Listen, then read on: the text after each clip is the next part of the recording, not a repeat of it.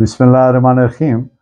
आज हम chapter 2 of कानूनी शहादत यानी विटनेसेस के बारे में, very important topic going to discuss today. Who can testify, कौन शहादत दे सकता है? रिश्तेदार, दोस्त, मियाँ की बीवी के हक में या स्पाउसेस की एक दूसरे के हक में क्या शहादत की अहमियत है? क्या मुलाजिम, किराएदार, रिश्तेदार की क्या वो इंटरेस्टेड विटनेस क्या हो सकता है?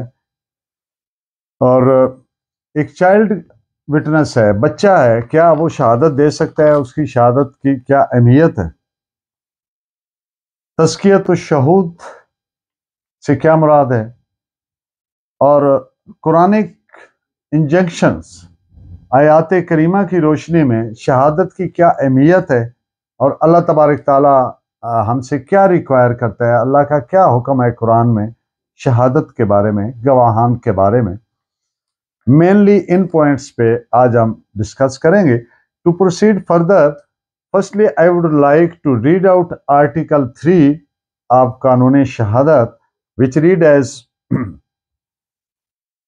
all persons shall be competent to testify unless the court considers that they are prevented from understanding the questions put to them or from giving rational answers to those questions by tender years, extreme old age, disease either of body or of mind, or any other cause of the same kind, provided that a person shall not be competent to testify if he has been convicted by a court for perjury or giving false evidence, provided further that the provisions of first proviso shall not apply to a person about whom the court is satisfied that he has repented thereafter and mended his ways, provided further that the court shall determine the competence of a witness in accordance with the qualification prescribed by the injunctions of Islam as laid down in the Holy Quran and Sunnah for witness, and where such witness is not forthcoming, the court may take the evidence of a witness who may be available. इसके साथ एक explanation भी provided है, which read as a lunatic is not incompetent to testify unless he is prevented by his lunacy from understanding the questions put to him and giving rational answers to them. Who may testify? शहादत कौन दे सकता है? तमाम अशखास शहादत देने के अहल होंगे। पहली बात, ताकि अनलेस अदालत ये समझे कि वो किए गए सवालात को समझने से कासिर है, कैपेबल नहीं है, या उनका मुदल्लिल जवाब देने से कासिर है, नौ उम्री की वजह से, बुढ़ापे या ज़ईफुल उम्री की वजह से, किसी ज़हनी या जिस्मानी बीमारी की वजह से, या इस नौइयत की किसी दीगर वजह से। कोई शख्स जो द्रोह गल्फी, परजरी, गलत बयानी, झूठ बोलना, द्रोह गल्फी, परजरी, जिसे द्रोह गल्फी या अदालत में झूठा बयान देने की वजह से अगर कोई शख्स सजा याफ्ता है तो वो शहादत देने के अहल नहीं होगा। लेकिन इस फर्स्ट प्रोविजो, ये जो अभी मैंने बात की कि जो सजा याफ्ता है वो शहादत देने के अहल नहीं होगा, या कोई ऐसा शख्स जो सवालात को समझने से कासिर है या उनका मुदल्लिल जवाब देने से कासिर है, या नो उम्री की वजह से, या बुढ़ापे की वजह से, या किसी ज़हनी या जिस्मानी बीमारी की वजह से, तो वो कॉम्पिटेंट नहीं होगा। उसके अलावा बात है कि जिसने अदालत में झूठा बयान दिया हो देने की वजह से, या परजरी की वजह से, द्रोह गल्फी की वजह से सजा याफ्ता हो, तो वो भी शहादत देने के अहल नहीं। लेकिन अगर वो शख्स रिपेंट करे, वो तौबा करे और अपने अपनी इस्लाह करे अपने तौर तरीकों की, तो फिर वो शहादत देने के अहल हो सकता है। इसके साथ जो एक्सप्लेनेशन है वो इस तरह से है कि कोई फातिरुल अकल या साईं, जिसको पंजाबी में कह देते हैं लुनेटिक, कोई लुनेटिक साईं या फातिरुल अकल शख्स एविडेंस देने के लिए नाअहल नहीं होगा तावक्ते के वो सवालात को समझकर नाअहल नहीं होगा। अगर वो सवालात को समझ सकता है और उनके मुदल्लिल कोहिरेंट रेशनल जवाब दे सकता है तो फिर वो नाअहल नहीं है। अब इसके स्कोप एंड एप्लीकेशन पर और इसके जो मेन पॉइंट्स मैंने शुरू में अर्ज किए उन पे बात करेंगे। आर्टिकल 3 कानून शहादत में दिया गया बतौर, लेकिन इससे पहले जो एविडेंस एक्ट था उसमें सेक्शन 118 था, जिसकी जगह पे अब आर्टिकल 3 है। तो फर्क सिर्फ ये है कि आर्टिकल सेक्शन 118 एविडेंस एक्ट का, उसमें हर तरह की जो एविडेंस थी वो एडमिसिबल थी इंग्लिश रूल के तहत, लेकिन आर्टिकल 3 के तहत ये अदालत के पास इख्तियार दिया गया है कि अदालत डिसाइड करे कि whether he is competent to be a witness, competent witness है कि नहीं है। अगर कोर्ट समझती है कि ये सवालात को समझने से कासिर है, न उम्री की वजह से, ज़ईफुल उम्री की वजह से, किसी ज़हनी जिस्मानी बीमारी की वजह से, तो अदालत उसको इनकॉम्पिटेंट विटनेस भी डिक्लेयर कर सकती है। तो यानी जो एहलियत है, कॉम्पिटेंस ऑफ ए विटनेस है, गवाह की एहलियत है, उसका तयन अदालत पर छोड़ा है आर्टिकल 3 ने। अदालत चाहे तो उसको, उसकी एविडेंस को अगर वो समझती है कि ये कॉम्पिटेंट टू टेस्टिफाई नहीं है, तो फिर उसको डिस्कार्ड कर सकती है, रद्द कर सकती है उसके एविडेंस को। इस पे केस लॉ नोट फरमाइए 1968 Pakistan criminal law journal page 1818। अगर अदालत ये समझती है कि गवाह किए गए सवालात को समझने से ही कासिर है, is not capable to understand the questions put to him, और इन सवालात के मुदल्लिल रेशनल जवाब देने से कासिर है, इनकैपेबल है, तो अदालत को इस गवाह की शहादत रिकॉर्ड ही नहीं करनी चाहिए।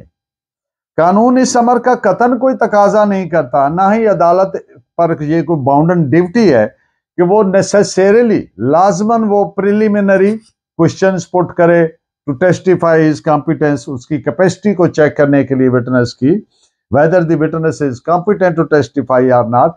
ये अदालत पाबंद नहीं है, इसके लिए कोई सेट प्रोसीजर, कोई स्ट्रिक्ट और सेंसो हार्ड एंड फास्ट कोई रूल नहीं है कि पहले वो जनाब प्रिलिमिनरी इंक्वायरी कंडक्ट करे। ये अदालत का इनफैक्ट इत्मीनान है, अदालत की सेटिस्फेक्शन है, अदालत ने इसको डिटरमिन करना है, तयन करना है। इस बात पे एक इस्लाह भी नोट फरमाएं 2002 Pakistan criminal law journal page 41।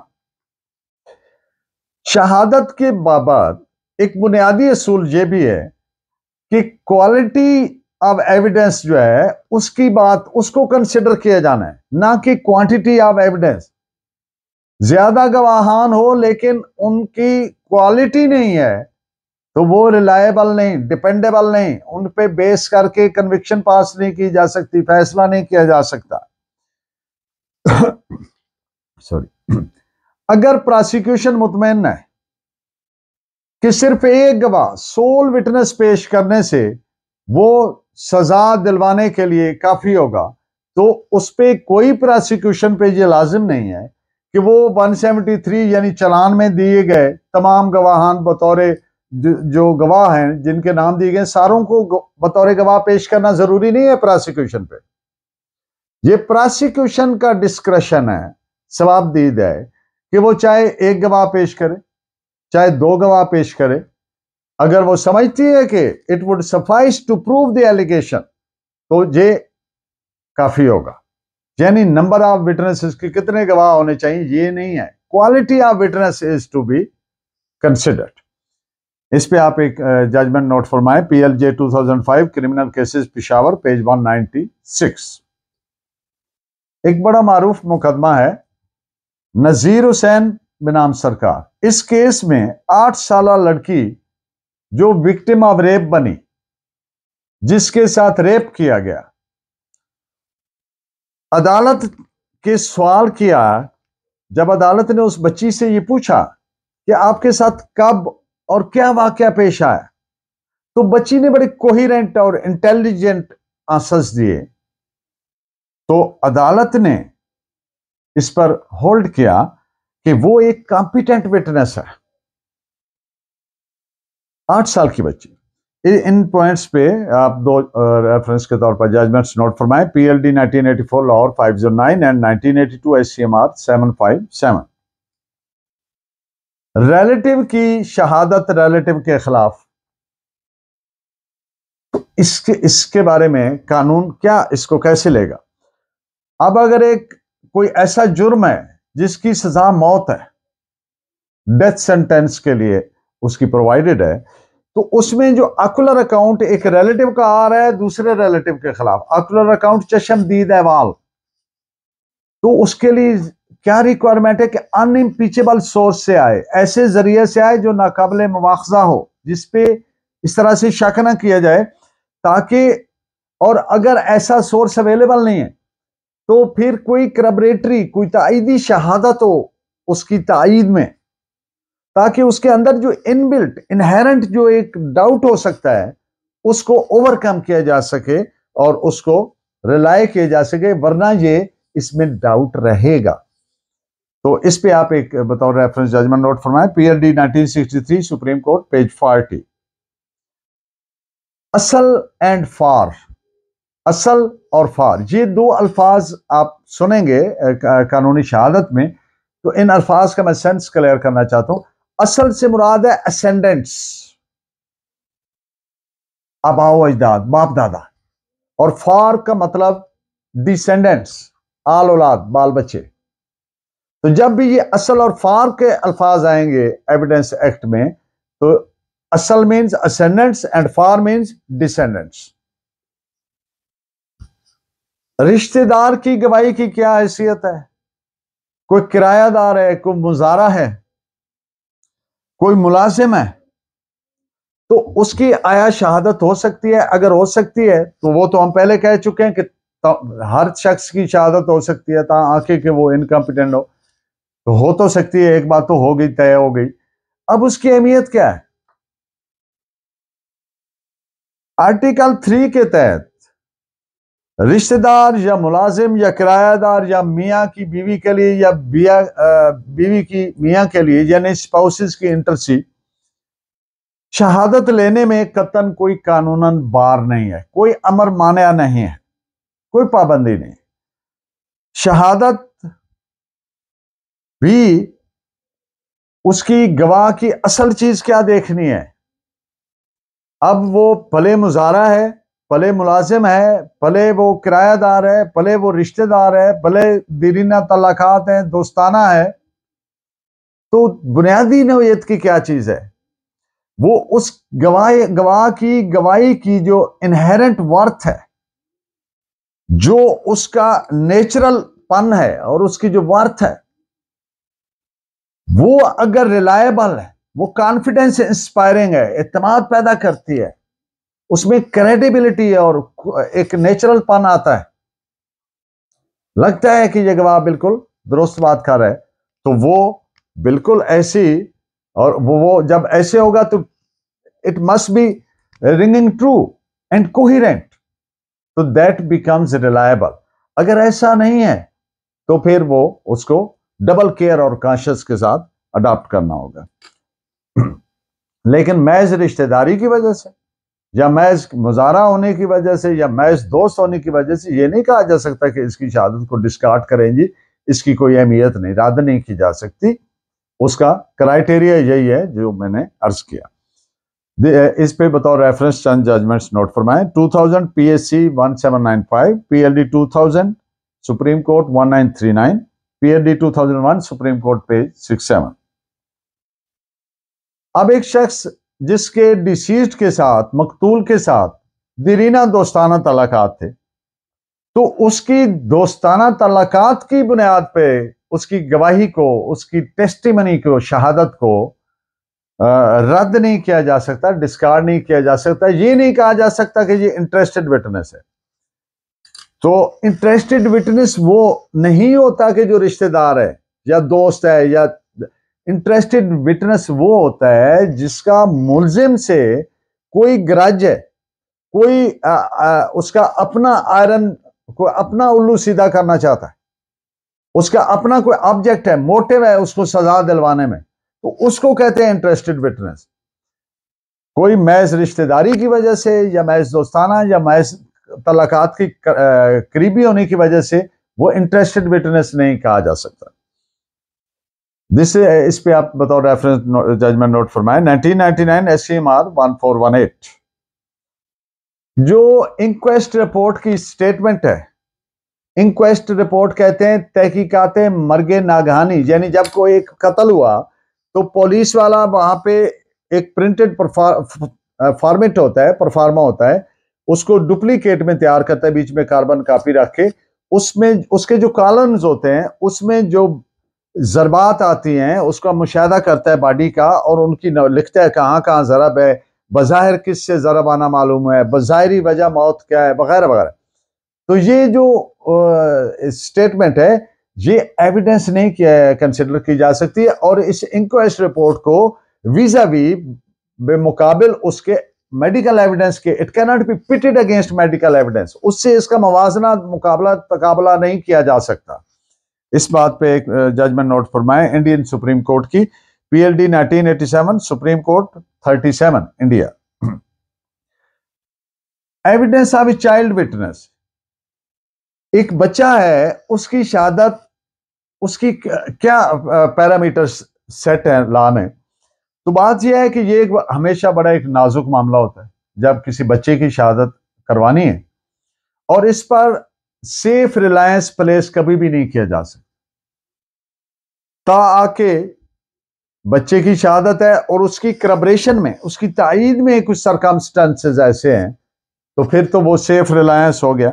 और इसमें ज्यादा जिस चीज का काशिश और जिससे चौकस चुकन्ना होना है अदालत ने, मुझे है कि आया बच्चे की शहादत में कोई एलिमेंट ऑफ कोचिंग तो नहीं, कोई ट्यूटरिंग तो नहीं, बच्चे को पढ़ाया तो नहीं गया, तैयार तो नहीं करवाया गया वगैरह। इन चीजों पे बिलखसूस डबल कॉन्शियस होना है, डबल कॉशियस होना है अदालत ने। इस पे एक बताओ रेफरेंस नोट फरमाइए, PLD 1995 सुप्रीम कोर्ट पेज 1। बच्चा गवाह चाइल्ड विटनेस की जो शहादत है, जो भी बच्चा हु इज पोसेसिंग सफिशिएंट अंडरस्टैंडिंग, एक बच्चा जो काफी समझ बूझ का हामिल है, उसकी शहादत पर एतमाद भी किया जा सकता है और उसकी बुनियाद पर कन्विक्शन भी पास की जा सकती है, सजा भी दी जा सकती है मुलजिम को। This is reported as 1995 SCMR 1615। Article 3 में जो अल्फाज टेंडर ईयर्स इस्तेमाल हुई हैं, तो इनसे मुराद कतन ये नहीं है कि वो कोई खास उम्र मुतय्यन कर दी गई है। इससे यहां पर जो देखी जानी चीज है वो ये है कि what is the capacity of a witness, whether he is capable to understand the questions put to him, और फिर उन सवालात को समझने के बाद उनके मुदल्लिल रेशनल जवाब देने के काबिल है। This is reported as 1993 Pakistan criminal law journal page 1852। Preliminary questions, जो चाइल्ड विटनेस है, बच्चा गवाह है, उसकी एविडेंस रिकॉर्ड करने से पहले ये कतन जरूरी नहीं है, अदालत पे लाजिम नहीं है कि पहले प्रिलिमिनरी क्वेश्चंस पुट करे। ये अदालत का इनफैक्ट इत्मीनान। अदालत अगर मुतमईन है कि ये बच्चा जो है ये कॉम्पिटेंट टू टेस्टिफाई है, बयान देने के लिए कॉम्पिटेंट है, तो कोई कतन strict sense of procedure provided नहीं है, कोई हार्ड फास्ट रूल नहीं है कि ये अडॉप्ट करना है, और ये कतन जरूरी नहीं कि पहले जी वो बच्चा प्रिलिमिनरी उससे क्वेश्चनेयर से या इंक्वायरी से गुजरे और फिर ही उसके, अगर ऐसा कुछ भी नहीं किया और कोर्ट मुतमईन है कि बच्चा is quite capable to understand the questions and give their rational answers, तो अदालत ने ही तयन करना है। अदालत अगर समझती है कि इसके वो सवालात की जरूरत नहीं है तो बिल्कुल ठीक है, वो उसकी जो एविडेंस है that is admissible in evidence. इन बातों पे 2-3 जजमेंट्स नोट फरमाइए। PLD 1959 Dhaka 944, 1976 SCMR 338 and 1986 SCMR 1836। Article 3 में अल्फाज इस्तेमाल हुए हैं ऑल पर्सन्स, तो ऑल पर्सन्स में शामिल है जो नॉन मुस्लिम्स है, वो भी इसमें शामिल तस्वर होंगे। यानी इसमें कोई ऐसी तफरीक नहीं है कि सिर्फ मुस्लिम शहादत दे सकते हैं, नॉन मुस्लिम्स भी इसमें इंक्लूडेड है। इस बात पर बतौर रेफरेंस एक जजमेंट भी नोट फरमाए 1997 Pakistan criminal law journal page 1696। तज़कियतुश शहूद, हदूद और किसास के केसेस में गवाह का तज़किया, परगेशन, वो बड़ी अहमियत का अमल है। उसका कोर्ट उसकी तय करने के लिए कि क्या ये पाकबाज आदमी है, साफ तज़किया वाला आदमी है, तो कोर्ट उसको चेक करती है, उसकी कॉम्पिटेंस उस हवाले से उसका अपने एक सेट प्रोसीजर है। यानी वो लोग तज़कियतुश शहूद के म्यार पर सिर्फ ये होता सिर्फ हदूद के और किसास के केसेस में, जिन्होंने कभी जो फंडामेंटल्स ऑफ इस्लाम है वो ना छोड़े हो, कभी नमाज मिस ना की हो, रोजा मिस ना किया हो, कभी कोई गुनाह कबीरा ना किया हो, सगीरा ना किया हो, नंगे सर फिरने वाले ना हो, राह चलते हुए चीजें खाने वाले ना हो, वगैरह वगैरह। ये सारी कुत्ते बटेरे लड़ाने वाले ना हो, तो अगर ये सारी चीजें हैं तो फिर वो तज़कियतुश शहूद के म्यार पर पूरा उतरता है। ये उसका एक क्राइटेरिया। तो ये उसकी एक प्रोसेस है, एक प्रोसीजर है to check the competence of the witness कि क्या आया ये उस तज़कियतुश शहूद के म्यार पर पूरा उतरता है कि नहीं। सिर्फ वही गवाहान उसकी शहादत दे सकेंगे जो तज़कियतुश शहूद के म्यार पर पूरा उतरते हैं। किन केसेस में? हदूद और किसास के केसेस सिर्फ। तो इस बात पे आप एक जजमेंट नोट फरमाए, PLD 1988 supreme court Azad Jammu and Kashmir page 190। In the end of the lecture, इस्लाम में शहादत की क्या अहमियत है, गवाही शहादत की क्या अहमियत है, गवाह को किस चीज का अल्लाह तबारक ताला ने हुक्म दिया है। मैं चंद आयात करीमा को कोट करूंगा और फिर हम अपने लेक्चर का एंड करेंगे। कुरान पाक में बहुत ज्यादा ताकीद की गई है। सूरा बकरा की आयत number 283 283, conceal not evidence, for whoever conceals it, his heart is tainted with sin। शहादत मत छुपाओ, कंसील नॉट एविडेंस। जो कोई एविडेंस छुपाता है उसका दिल गुनाह से दागदार है। सूरा बकरा आयत 283। सूरत निसा आयत number 135, O you who believe, stand out firmly for justice. ऐ वो लोगों जो ईमान रखते हो, ऐ ईमान वालो, इंसाफ के लिए मजबूती से खड़े हो जाओ। एज विटनेसेस टू अल्लाह, अल्लाह के गवाह बनकर, इवन अगेंस्ट यूर सेल्फ, भले ये आपके अपने खिलाफ ही क्यों ना हो, आर योर पेरेंट्स, या तुम्हारे वालदैन के खिलाफ ही क्यों ना हो, or your against your kins, या तुम्हारे अकरबा के खिलाफ ही क्यों ना हो। सूरा मायदा आयत number 106 106। Two just men of your own brotherhood or others from outside, if ye are journeying, and the chance of death befalls you, if ye doubt about truth, detain them both after prayer and let them both swear by Allah। यानी तुम्हारी अपनी बिरादरी के दो रास्तबाज अशखास या बाहर के हो जाएं, रास्तबाज ट्रूथफुल, अगर आप जमीन पर सफर कर रहे हैं और तुम्हें मौत आ जाए, अगर तुम्हें उनकी सच्चाई पर शक हो तो उन्हें कैद करो और प्रेयर के बाद उनसे अल्लाह के नाम पर कसम लो। और एक और जगह पे कुरान पाक में, ऐ ईमान वालो, जब कोई मक्कार शख्स तुम्हारे पास कोई खबर लेकर आए तो उस खबर की सच्चाई की तहकीक कर लिया करो, मुबादा के तुम इस खबर से तुम्हें नुकसान पहुंचे। सूरा बकरा आयत नंबर 282, जब कोई मामला करो तो उसको तहरीर कर लिया करो। और in the end of the lecture, इस्लाम में किसी फैक्ट को प्रूव करने के लिए 2 रास्तबाज गवाह जरूरी हैं। यानी जब मामला करो तो तहरीर कर लिया करो तो उस पर 2 गवाह रख दिया करो। लेकिन अगर जना का मामले में शहादत का मामला है तो फिर 4 गवाह जरूरी हैं। इस पे आप बताओ रेफरेंस जजमेंट नोट फरमाएं। PLD 1979 supreme court AJK and Azad Jammu and Kashmir page 7-8। आपका बहुत शुक्रिया। Please keep watching and guiding me by your valuable comments. अल्लाह ने के बाद।